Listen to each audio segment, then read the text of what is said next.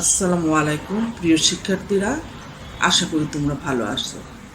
আমি শিরিন আক্তার ইয়াসমিন, সহযোগী অধ্যাপক। আজ আমি অনার্স চতুর্থ বর্ষের ক্লাস নিব।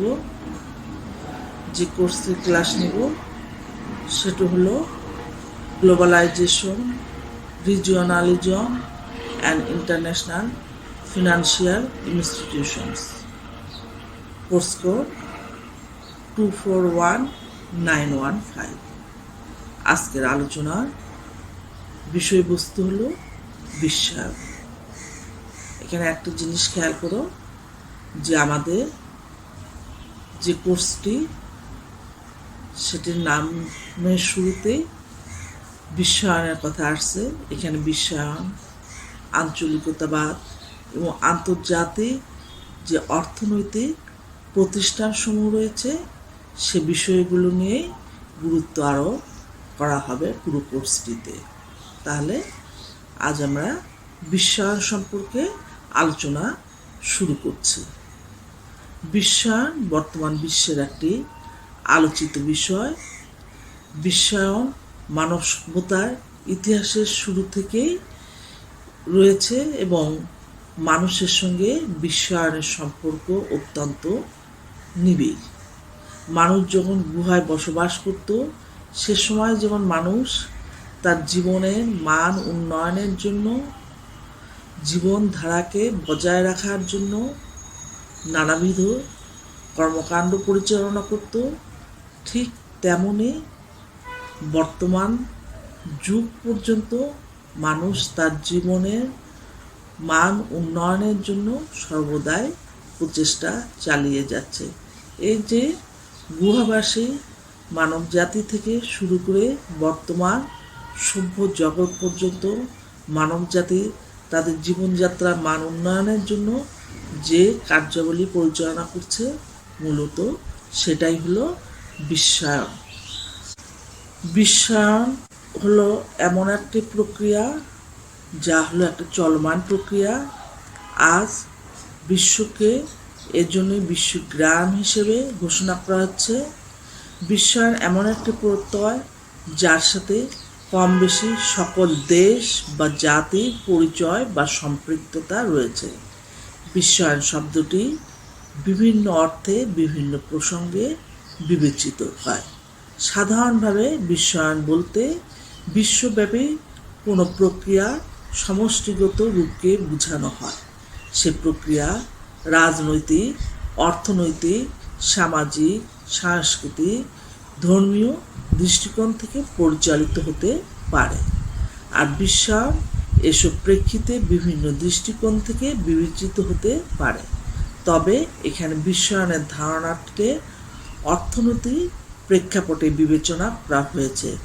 রাজনীতি এবং অর্থনীতি অবিভাজ্য, একটির দ্বারা আরেকটি পরিচালিত বা নিয়ন্ত্রিত।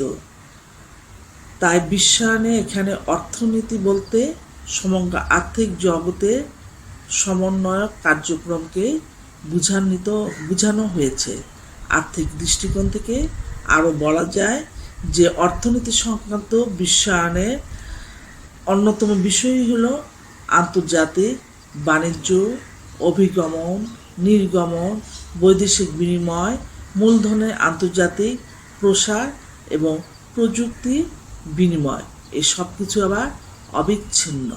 বিশ্বের যাবতীয় অর্থনৈতিক কর্মকাণ্ডে আন্তর্জাতিক বাণিজ্য সংস্থার একটি প্রভাব রয়েছে।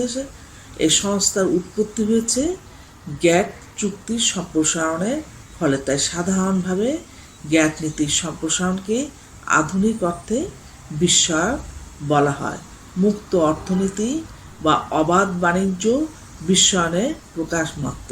বিভিন্ন দেশের মধ্যে অবাধে পণ্য চলাচলের সাথে শ্রম ও মূলধন ও প্রযুক্তির অবাধ গমনাগমনকে প্রসারিত অর্থে বিশ্বায়ন বলে আখ্যায়িত করা হয়।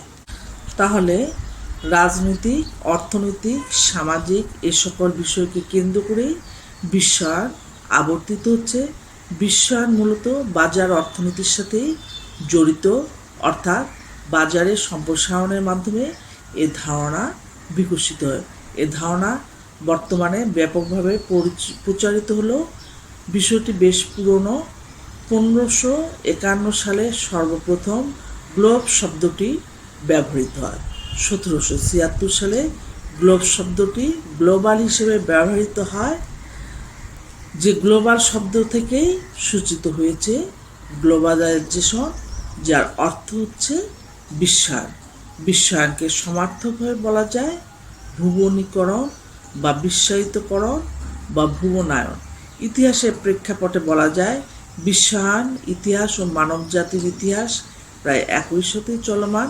অতীত সময়ে বিশ্বায়ন প্রত্যয়টি প্রায়োগিক দিক থেকে বোঝানো হতো এবং সে সময় লক্ষ্য ছিল সাম্রাজ্যবাদের বিস্তার বা সাম্রাজ্যের সম্প্রসারণ। প্রত্যক্ষভাবে তখন দেশ বা অঞ্চল দখল করা হতো, তারপর শাসন ব্যবস্থার হস্তক্ষেপের মাধ্যমে সাম্রাজ্যবাদ বিকশিত হয়েছিল। সাম্প্রতিককালে পুঁজি বিনিয়োগ ও মুনাফা অর্জনের জন্য যে পথ ধরে বিশ্বায়ন সামনের দিকে এগিয়ে চলছে, এটাই হলো বর্তমানে বিশ্বায়নের একটি প্রকার।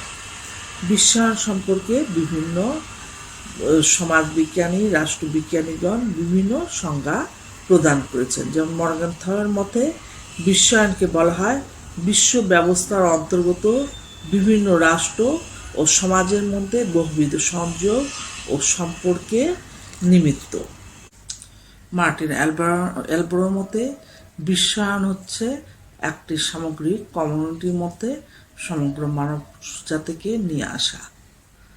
সময়ের প্রেক্ষাপটে বিশ্বায়নকে 3 ভাগে ভাগ করা যেতে পারে, যেমন সনাতন বিশ্বায়ন যুগ, প্রাক আধুনিক বিশ্বায়ন যুগ এবং আধুনিক বিশ্বায়ন যুগ।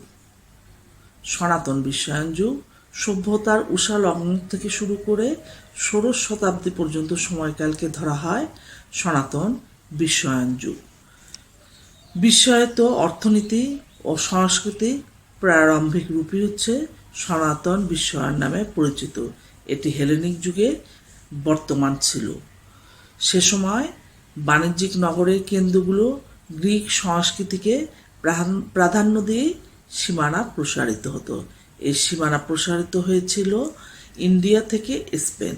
আলেকজান্দ্রিয়া, এথেন্স ও অ্যান্টিক শহরগুলো ব্যবসা বাণিজ্যের কেন্দ্র ছিল। এ সময় মূলত বাণিজ্য বিস্তৃতি লাভ করে।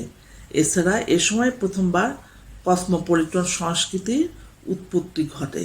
গ্রিক কসমোপলিস অর্থ ওয়ার্ল্ড সিটি, অর্থাৎ বিশ্ব শহর বা বিশ্বনগর।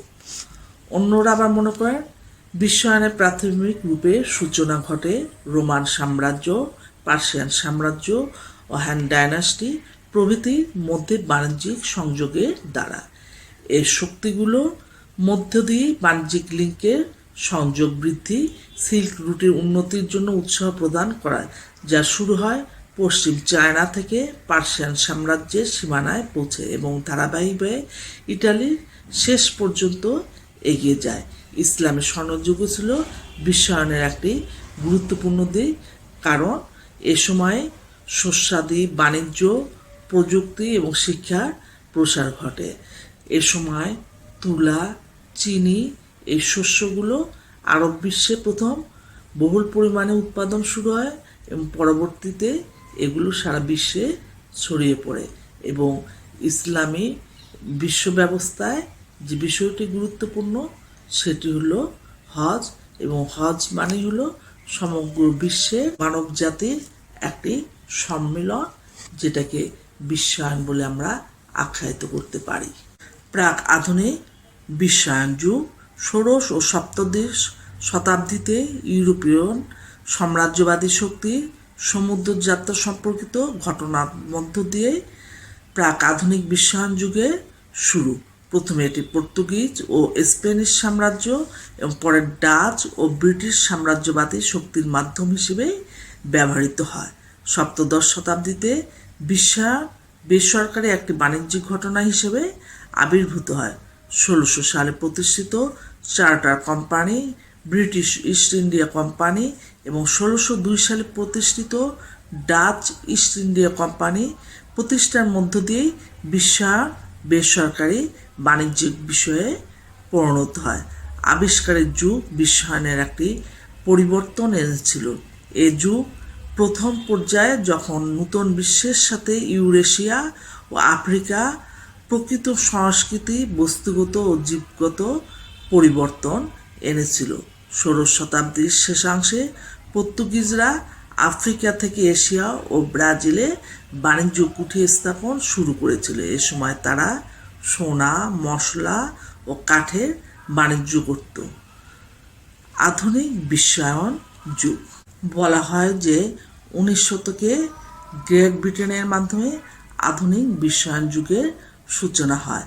এ সময় তারা বাষ্পীয় ইঞ্জিন, রেল ইঞ্জিন এই প্রযুক্তিগুলো আবিষ্কার করে এবং রেল ইঞ্জিন যোগাযোগের মাধ্যমে সারা বিশ্বে যেখানে তারা তাদের শাসন কার্য চালিয়েছে সেখানে তারা যোগাযোগ ব্যবস্থার উন্নয়ন ঘটিয়েছে এবং এ সময় গৃহস্থালী পণ্যের সস্তা উৎপাদন শুরু হয়।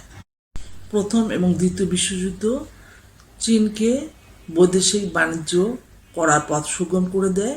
অন্যদিকে ব্রিটিশদের ভারত দখলের ফলে উক্ত এলাকার বিশাল জনগোষ্ঠী ইউরোপিয়ান রপ্তানির প্রধান ভোগকারী হয়ে ওঠে। এ সময় প্রশান্ত মহাসাগরীয় অঞ্চলের দ্বীপগুলো এবং আফ্রিকার সাব সাহারা অঞ্চল বিশ্ব ব্যবস্থার অন্তর্ভুক্ত হয়।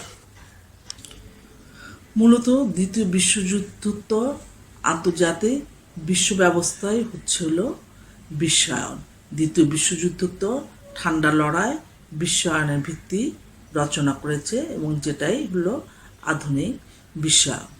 বিশ্বায়নের ধারণা সম্পর্কে যুক্তি একটু পিছনের দিকে তাকানো হয় তবে দেখতে পাওয়া যায় সুদূর অতীতে আফ্রিকা থেকে মানব জাতির যে যাত্রা শুরু হয়েছিল তা থেকে সাম্রাজ্যবাদ ছড়িয়ে পড়েছিল বিভিন্ন অঞ্চলে। দৃষ্টান্ত স্বরূপ বলা যায় ভারতীয় উপমহাদেশে ব্রিটিশদের প্রায় 200 বছর বহাল ছিল শাসন। মেক্সিকোতে স্পেনীয়দের ঔপনিবেশিক শাসন প্রায় 300 বছর ধরে বহাল ছিল। অতীতে সাম্রাজ্যবাদের বিকাশ হয়েছিল প্রত্যক্ষভাবে শাসন ব্যবস্থা হস্তক্ষেপ করার মাধ্যমে, কিন্তু বর্তমানকালে বিশ্বায়নের বিকাশের সাথে সাথে পুঁজি বিনিয়োগের মধ্য দিয়ে বিশ্বায়ন সম্প্রসারিত হচ্ছে। ঠান্ডা লড়াই পরবর্তী যুগে বিশ্বায়ন প্রক্রিয়া বিকশিত হয় সাবেক সোভিয়েত ইউনিয়ন নেতা মিখাইল গর্বাচেভের পেরেস্ত্রয়িকা এবং গ্লাসনস্ট এই দুটি নীতি থেকে। সাবেক সোভিয়েত নেতা মিখাইল গর্বাচেভ পেরেস্ত্রয়িকা এবং গ্লাসনস্ট নীতি থেকে বর্তমান বিশ্বায়ন প্রক্রিয়া বিকশিত হতে থাকে। পেরেস্ত্রয়িকা শব্দের অর্থ হলো অর্থনৈতিক এবং রাজনৈতিক পুনর্নির্মাণ বা সংস্কার সাধন এবং গ্লাসনস্ট শব্দের অর্থ হলো তথ্যের অবাধ প্রবাহ। একটি সময় সোভিয়েত ইউনিয়নে বিশ্বের অন্যান্য অংশে তথ্যের প্রবাহ ছিল বন্ধ, কিন্তু এই মুক্ত জানালার মাধ্যমে গর্বাচভ সোভিয়েত ইউনিয়নে তথ্যের অবাধ প্রবাহের সুযোগ করে দেন এবং তিনি এর মাধ্যমে পৃথিবীর রাজনৈতিক অবস্থায় একটা সুস্থিতির পরিবেশ সৃষ্টির চেষ্টা করেছিলেন, কিন্তু তার সেই নীতির সুফল আসেনি এবং এই নীতির সুযোগ নিয়ে প্রেসিডেন্ট বুশ পৃথিবীকে নতুন এক আঙ্গিকে সাজিয়ে ফেলেন এবং সেটি থেকে বিশ্বায়নের সূত্রপাত। অনেকে বিশ্বায়নকে রাষ্ট্রীয় সীমানার মাপকাঠিতে বিচার করছে না। সেক্ষেত্রে বিশ্বায়নকে বোঝানো হয়েছে রাষ্ট্রীয় সীমানার এক প্রকার বিলুপ্তি হিসাবে। বিশ্বায়নের সুবাদে তথ্য প্রযুক্তির বিকাশ সাধিত হয়েছে। তথ্য প্রযুক্তির বিকাশের ফলে মানব সভ্যতা নবতর আবিষ্কারে আত্মনিয়োগ করতে সক্ষম হয়েছে। বর্তমানে বিশ্বায়নের ধারণা সারা বিশ্বের বাজার ব্যবস্থার সঙ্গে সংযুক্ত হয়েছে। মুক্ত বাজার অর্থনীতি অর্থনীতিতে যে দেশের পণ্যের মান যত ভালো সে দেশ তত বেশি সামনের দিকে এগিয়ে যাবে। এটাই হলো বিশ্বায়নের একটা বিশেষ দিক। একথা নিশ্চিত করে বলা যায় বিশ্বায়নের ধারণা যেমন অতীতে ছিল বর্তমানে আছে তেমনি ভবিষ্যতেও থাকবে, তবে সময়ের সাথে সাথে তা পরিবর্তনশীল এবং আরও যুগ উপযোগী হয়ে উঠবে। সাম্প্রতিক সময়ে বিশ্বায়ন সম্পর্কে বিভিন্ন গুণীজন বিভিন্ন ধারণা জ্ঞাপন করেন। যেমন এক বিশ্বায়ন হলো একটি উদারীকরণ প্রক্রিয়ার সমার্থক। 2 বিশ্বায়ন হলো অনেকের জন্য অনেক কিছু করা। 3 বিশ্বায়ন হলো অর্থ ও সম্পদের অবাধ প্রবাহ। 4 বিশ্বায়ন হলো বিশ্ব সামাজিক ও অর্থনৈতিক ব্যবস্থার একত্রীকরণ। 5 বিশ্বায়ন হলো বিশ্ব মানবতার আত্মীয়করণ ব্যবস্থা।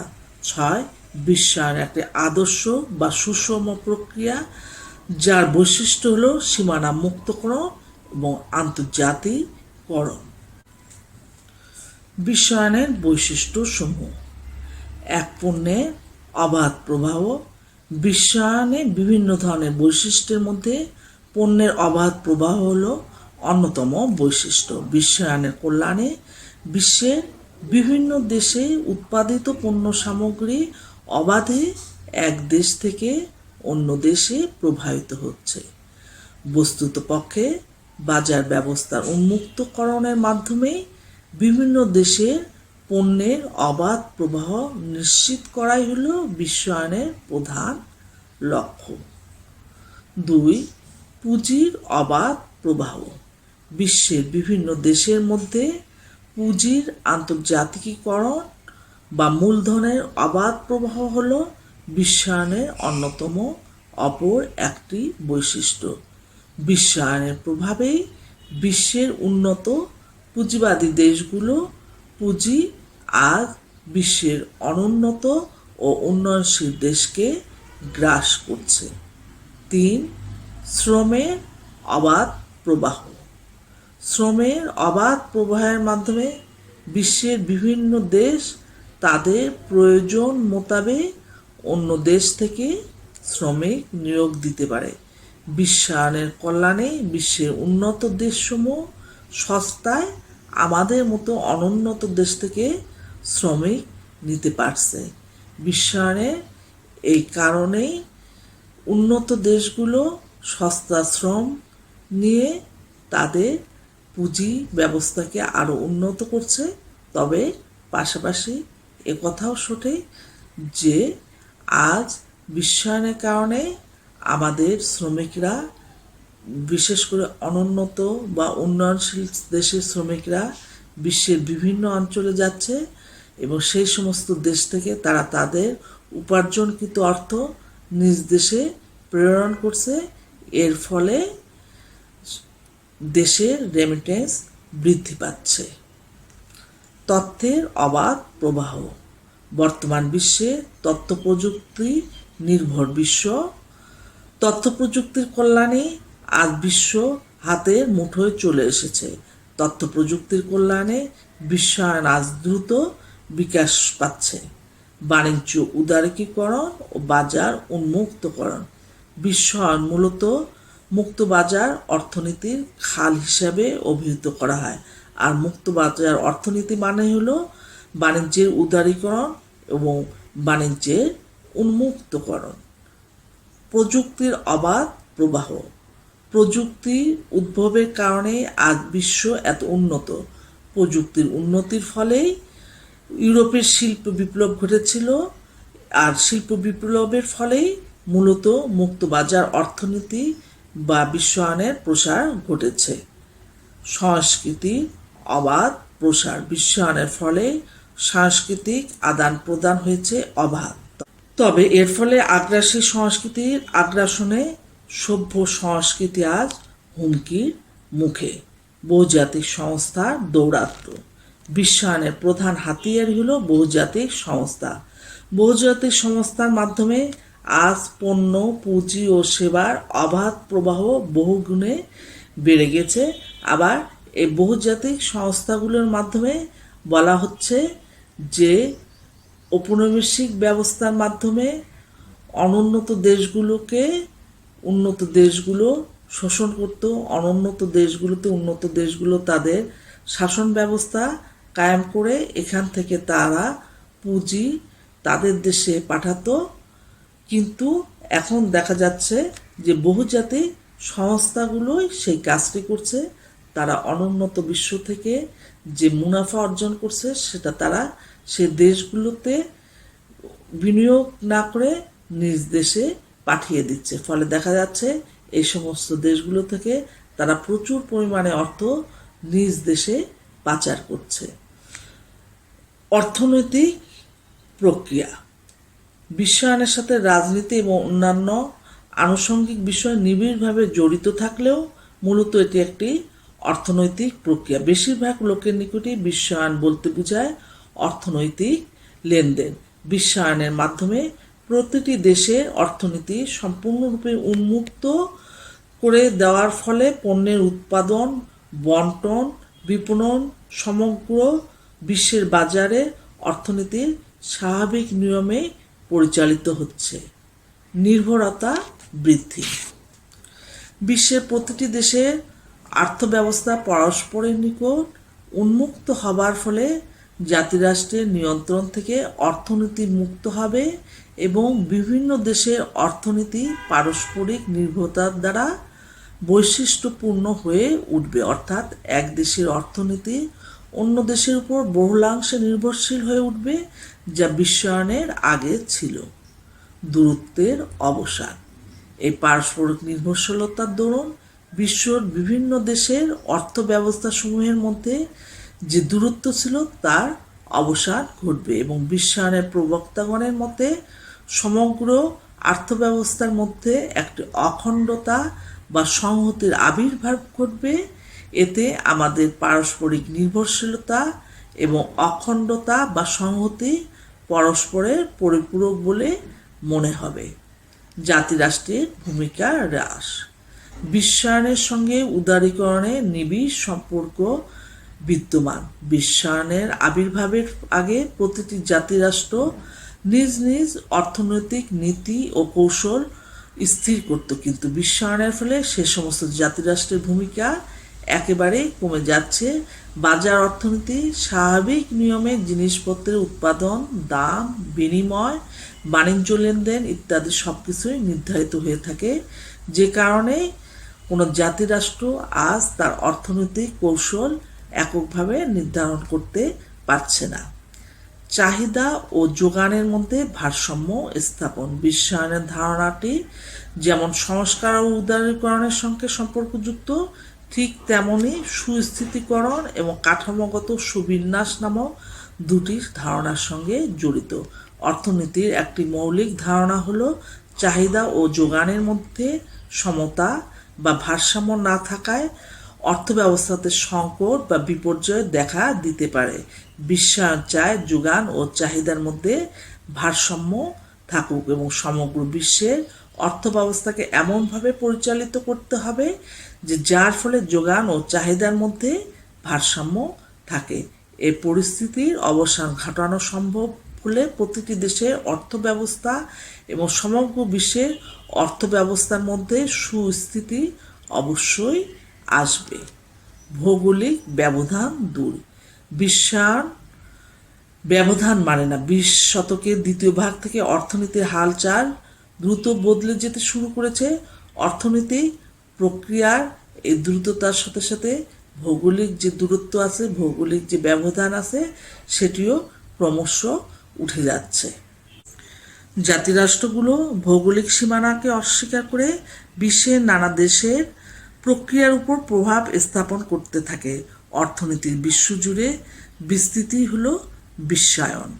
উন্মুক্ততা ও উদারীকরণ বিশ্বায়নের মধ্যে উন্মুক্ততা ও উদারীকরণ বিশেষ প্রাধান্য পেয়েছে, কিন্তু এই দুটি শব্দের সংকীর্ণ অর্থে ব্যবহার করলে চলবে না। বিশেষ করে উন্মুক্ত কথাটি বিশ্বায়নের মধ্যে কার্যত ব্যাপকভাবে ব্যবহৃত হচ্ছে। যেমন উন্মুক্ততা বলতে বোঝায় পুঁজি, পণ্য সামগ্রী ইত্যাদির অবাধ সরবরাহ, কিন্তু প্রকৃতপক্ষে বিশ্বায়নের মাধ্যমে প্রযুক্তি, তথ্যভাবনা, চিন্তাধারা, মতবাদ, মতাদর্শ ইত্যাদির অবাধ বিস্তার।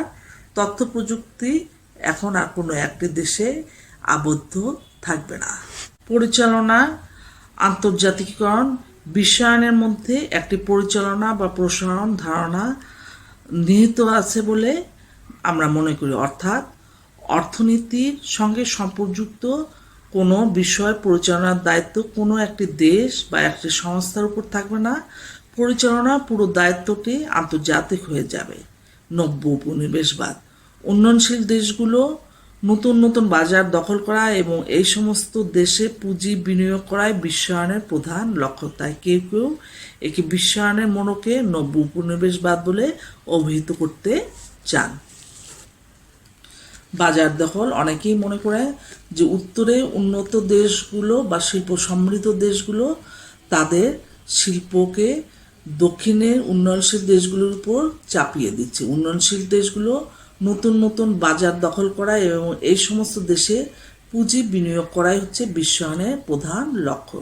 পরিশেষে বলা যায় যে বিশ্বায়ন প্রক্রিয়া তার এই বৈশিষ্ট্যগুলোর মাধ্যমে সম্প্রচার ও সম্প্রসারিত রূপ লাভ করছে এবং এই গ্রহণযোগ্য বৈশিষ্ট্যের কারণে বিশ্বায়ন বর্তমান সময় পর্যন্ত এর কার্যক্রম প্রসারিত করেছে, যার ফলে সমগ্র বিশ্বে অর্থাৎ বিশ্বায়ন গৃহীত পদক্ষেপসমূহ বিশ্ব সভ্যতায় সমাজতন্ত্রের বিলোপ সাধন করে এর অগ্রযাত্রাকে অব্যাহত গতিতে এগিয়ে নিয়ে যাচ্ছে এবং বর্তমানে বিশ্বায়নের যে অবস্থা তা আরও সামনের দিকে প্রসারিত হবে বলে অনুমিত হচ্ছে।